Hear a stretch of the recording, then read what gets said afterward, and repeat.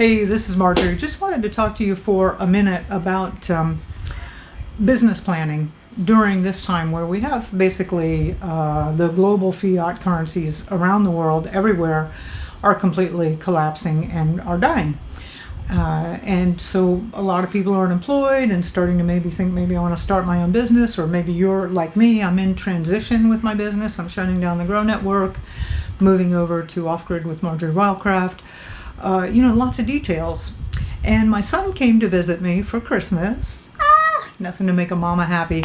And he is really turning out to be quite an amazing young entrepreneur. And so we were discussing some of these different options.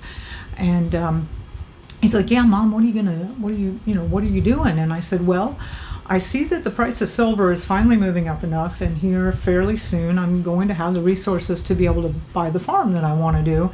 And that'll be another shift, it'll be another business that I create." And he says, "Well, farming, like, there's no money in farming." He says, "Have you got the spreadsheet on that?" And so ever since he's been young, and he's always been interested in business, we taught him Excel, right? And any business, before you do anything with a business, you put it in an Excel spreadsheet and you model it up. Here's what I think are going to be the revenue I'll generate. Here's what I think the expenses are going to be.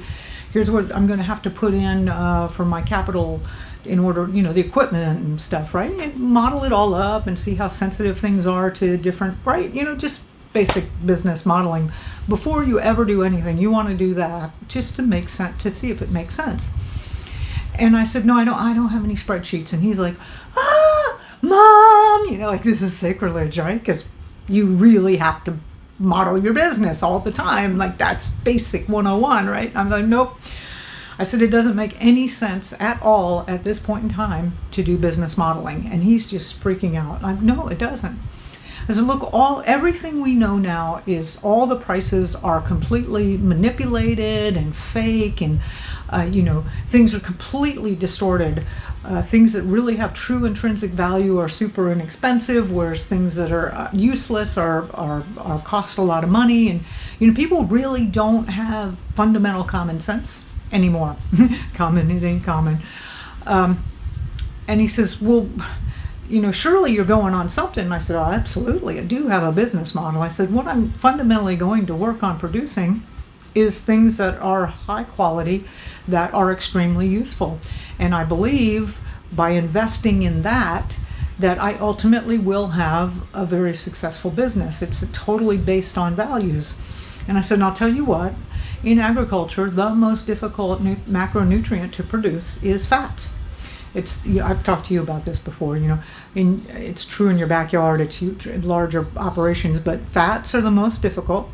After that is protein, and then carbohydrates, and then fiber. So fats are the most valuable food source. The other thing is the commercial food supply is completely toxic, and people are starting to realize that.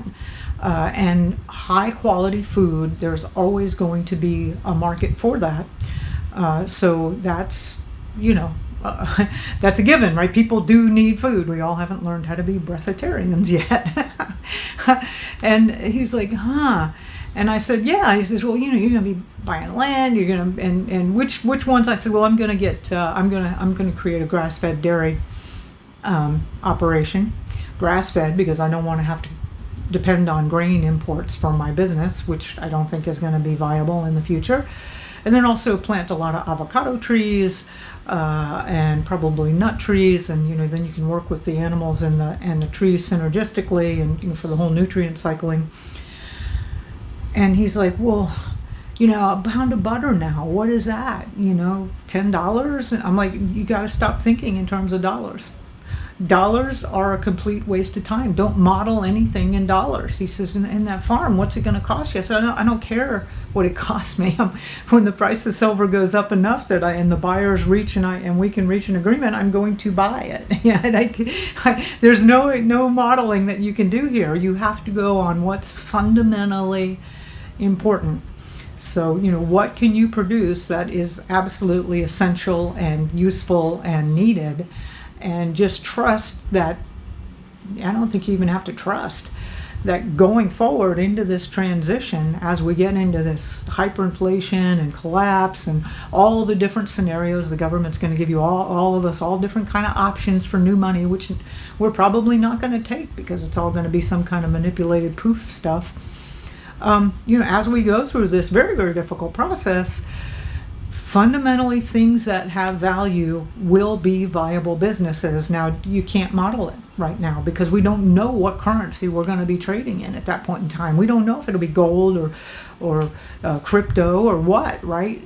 So invest as best you can in something that produces, that's useful and high quality, and go with that, So land with water that has good soil, you can't go wrong. Livestock that produce milk, that's going to make sense. Planting trees that produce, fats, that's going to be really, really good. And so if you're thinking about this, basic stuff like, simple stuff, a locksmith, right? If the skills and supplies that you need to be a good locksmith, plumbing, electrician, a lot of the skills type stuff. And then of course agriculture. Yeah, and also pointed out to him that during the Great Depression, right, so we had a good more than a decade, agriculture was the best business to be in. As humble and as kind of boring and low return as it is in other speculative crazy times, it's actually a viable, solid business to be in. So as you're looking forward into what's going to happen next, I really recommend you look for that. Also, I'd like to recommend, there's a small book. It's got a blue cover, and I think it's just called Hyperinflation. Short book, short number of pages. It's on Amazon, Barnes & Nobles, all that. Whoops. And, I will have to get right back to them. So check that out. It's really, really good for how businesses survive hyperinflation. And this has been done over and over again in lots of Latin American countries. So there's a lot of people who do have very clear distinctions about how to navigate this and some advice for it. So anyway, forget the Excel spreadsheet. Build something that's quality and meaningful and useful, and don't worry about dollars. Okay, there you go.